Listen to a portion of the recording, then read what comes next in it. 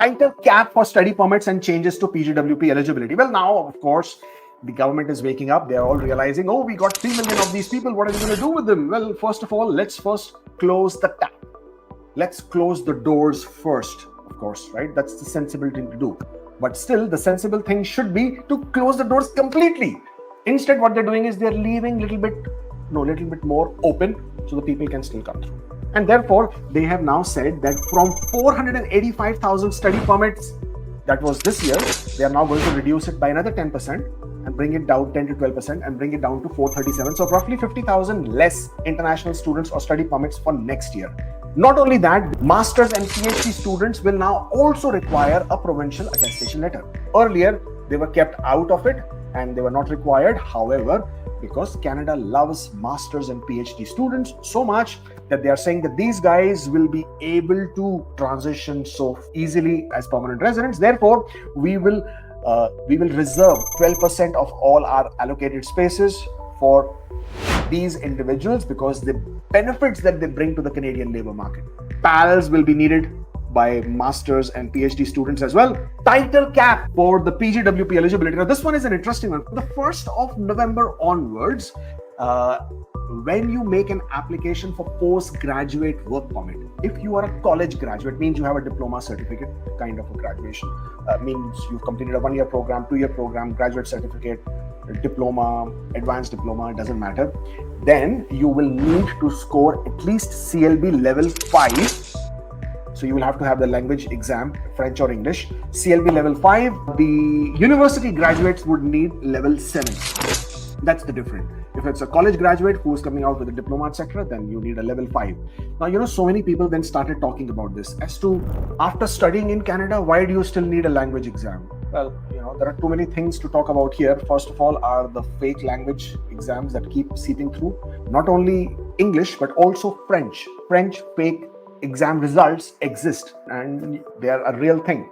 And that's number one. Number two, when you made your study permit applications, not everybody was required to give a language test result. So that is restriction only for the SDS stream, and SDS is only for 16 countries. Every other country who applies for a study permit is through the non-SDS stream. For example, China, for example, Vietnam. And those people, they just need to be able to demonstrate that they will be able to study. That's all. They could say that they have already completed their previous studies in English, or they could do a Duolingo or any of that sort. And as long as the visa officer is convinced that this person will be able to study, or in their past academic records, they could say that their English language, they scored this much, if that was one of their subjects or courses. And that was enough to get them a study permit. So no doubt, you have so many international students in Canada who cannot communicate in English. So now you have the postgraduate work permit eligibility. And then you have graduates from programs at public colleges will only be eligible for a work permit of up to 3 years only if their field of study is linked to labor market shortages in Canada. Now, this is a revised version. The original version said that college graduates, or rather graduates from public colleges, will get a work permit only if their program was linked to the long-term shortage, so occupation related to long-term shortage. How did this come up? So what happened is when Mark Miller was making his announcements, he made the announcement and said the prospective students, the prospective word was said very softly, and it was just said that, and because when you're doing a media release, they're saying it so quickly, everybody's trying to hang on to every single word spoken, so you just try to capture whatever information you get.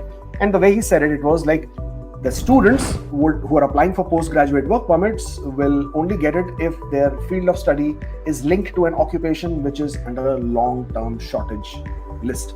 Now, the list was not announced, and this created a huge ruckus, right? Can you imagine international students who are now ready to make their applications for postgraduate work permit?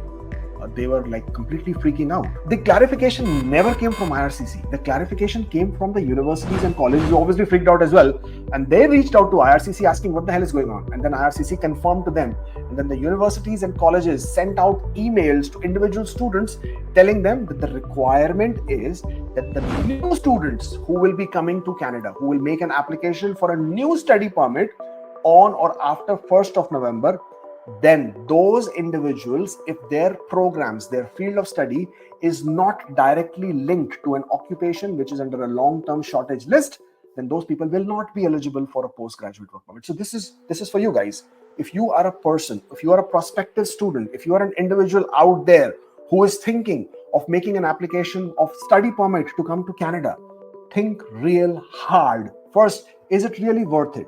Are you really going to be able to get your permanent residence pathway? Because let's agree, you guys are not coming to Canada to study, right? You want the permanent residence. So if you're doing that, then know really well if that study program is going to lead to a PR pathway.